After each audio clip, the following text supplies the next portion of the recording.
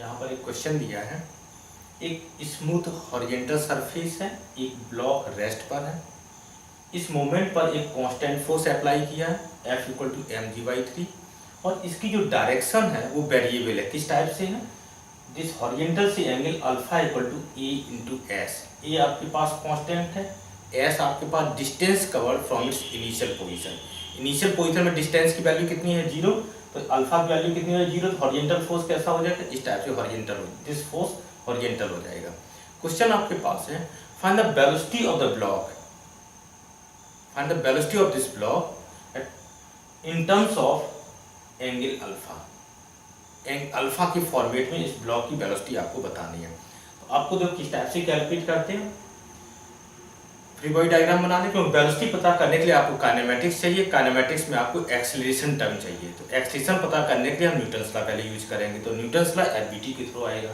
तो यहाँ से आप देख रहे हैं एक वेट काम करेगा इस पर डाउनवर्ड, एक नॉर्मल कॉन्टैक्ट फोर्स। यहाँ से इसका जो कंपोनेंट, एक हॉरिजॉन्टल डायरेक्शन का कंपोनेंट कितना होगा?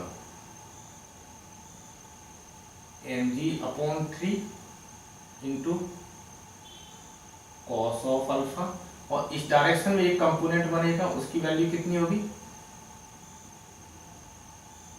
mg/3 into sine of alpha. हमने इसको रिजॉल्व कर दिया। सपोज दैट इस डायरेक्शन में इसका एक्सेलरेशन कैपिटल ए, अर्थ के रेस्पेक्ट में मैंने, इस सरफेस के रेस्पेक्ट में एक्सेलरेशन मैंने ए चूज किया।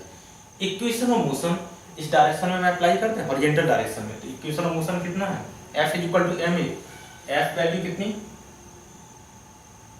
mg/3 into cos of alpha, this is equal to m into a, acceleration. This m term cancel हो रहे हैं।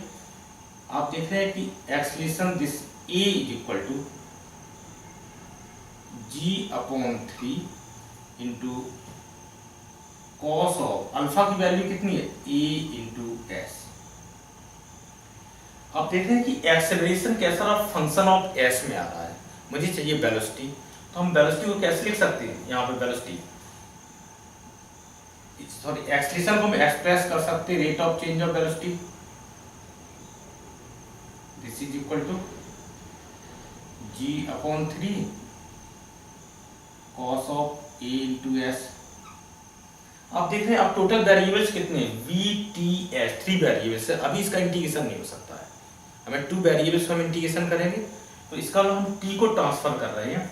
हम इसको इस टाइप से लिख सकते हैं, इस इक्वेशन को dv/ds into ds/dt, this is equal to g/3 into cos of a into S.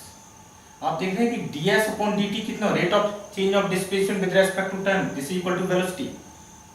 इसको हम लिख सकते हैं this v into dv/ds, this is equal to g/3 into cos of a into s. अब ये सॉरी, यहाँ पे t नहीं है, यहाँ पे ds है। This value dv/ds, v dv/ds g/3 cos of alpha. अब देख रहे हैं कि डायरेक्टली आगे से हम इस स्टेप को लीव किया करेंगे। एक्सेलरेशन, इस स्टेप को भी हम लीव कर सकते हैं कि मुझे इसको एक्सेलरेशन को डिस्प्लेसमेंट में कन्वर्ट करना। This a equal to v dv/ds आप डायरेक्ट लिखिए यदि आपको जरूरत है। यदि acceleration in terms of displacement आपको चाहिए तो this a equal to v dv/ds आप लिख सकते हैं। अब आप क्रॉस मल्टीप्लाई, वेरिएबल को सेपरेबल करना है। यहाँ से कितना हो जाएगा? This v into dv, this is equal to g/3 into cos of a into s into ds। Variable आपके सेपरेबल हैं, आप इंटीग्रेट कर दीजिए। डिस्प्लेसमेंट इनिशियल पे कितना था? 0। उस समय वेलोसिटी कितनी थी? 0 थी। रेस्ट से स्टार्ट हुआ, जब डिस्प्लेसमेंट s हो गया उस समय सपोज दैट वेलोसिटी v। अब आपके पास इंटीग्रेशन कितना है? इसको v को इंटीग्रेशन कितना हो जाएगा? v² divide by 2, limiting value 0 to v। यहाँ से वैल्यू कितनी आएगी? G/3 कांस्टेंट है आउटसाइड। कॉस का इंटीग्रेशन कितना होता है साइन के फॉर्मेट में, sine A into s divide by यहाँ पर जो s का कोफिशिएंट उसे आप डिवाइड कर दीजिए, लिमिटिंग 0 टू s। ओके, अब हमारे पास रिजल्ट कितना आ रहा है यहां से, दिस इम्प्लाइड आप देखेंगे कि 2 को यहां मल्टीप्लाई कर सकते हैं, तो यहां से रिजल्ट कितना होगा v square equal to 2g/3 into a. Upper limit lower limit apply कीजिए, रिजल्ट आपके पास कन्वर्ट कितना हो जाएगा, sine of a into S.